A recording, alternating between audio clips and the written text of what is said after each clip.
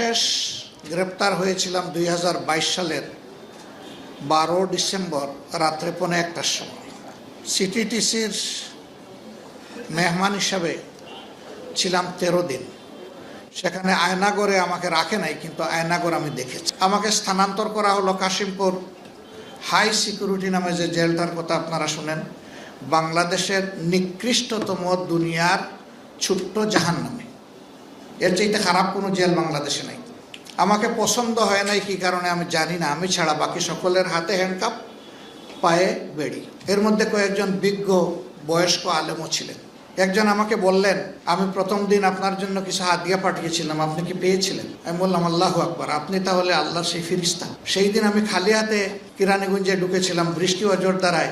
আর দিনটা ছিল 25শে ডিসেম্বর, কনকনে শীত, শীতে জমে যাওয়ার উপক্রম। আমি সেলে ঢুকার 1 ঘন্টার ভিতরে একজন আইসা বলল, একজন বড় উস্তাদের নাম, যে উনি এটা হাদিয়া পাঠিয়েছেন আপনার জন্য। আমি পরে এসে বলবো, বলেই সে চলে গেল। আমি আলহামদুলিল্লাহ খুলে দেখলাম আমার জন্য ওই সময় যা প্রয়োজন সব এখানে পাঠানো হয়েছে। আল্লাহ আকবার। আমি মনে মনে আল্লাহর এই বান্দার শুকরিয়া আদায়ের অপেক্ষা করছি। গাড়িতে উঠে হাতে হ্যান্ডকাপ আর পায়ে বেড়ি পরা, মাথায় পাগড়ি। এই উস্তাদ যখন আমাকে বললেন যে আপনি কি আমার হাদিয়াটা প্রথম দিন পেয়েছেন, আপনি আল্লাহর সেই ফিরিস্তা কিনা, বলেই আমি কাঁদতে শুরু করলাম।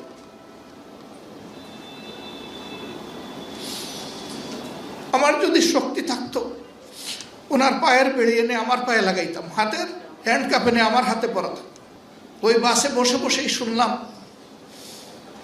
উনি দেশের বিভিন্ন জায়গায় 22টা মাদ্রাসা নিজের উদ্যোগে গড়ে তুলেছেন, এবং তিনি শুধু যাত্রাবাড়ি এলাকায় তার মাদ্রাসায় 8 থেকে 8,500 ছাত্রের অভিভাবক।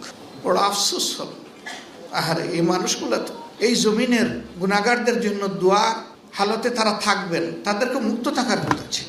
আমি ভাবলাম যে এই যে তিনি আমাকে ঋণী করলেন, এই ঋণ আমি পরিশোধ করবো কীভাবে।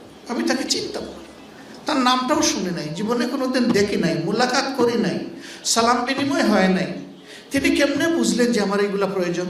আমি তাকে জিজ্ঞেস করলাম, ভাই আপনি কেমনে বুঝলেন যে আমার এইগুলা লাগবে? বলে যে আপনাকে যখন নিয়ে যাচ্ছিল তখন আমি তির্যক দৃষ্টি দিয়ে আপনার দিকে তাকাচ্ছিলাম, আমার মনে হয়েছে যে আপনি এইভাবেই ঢুকছেন, আপনার আর কোনো সাপোর্ট নেই।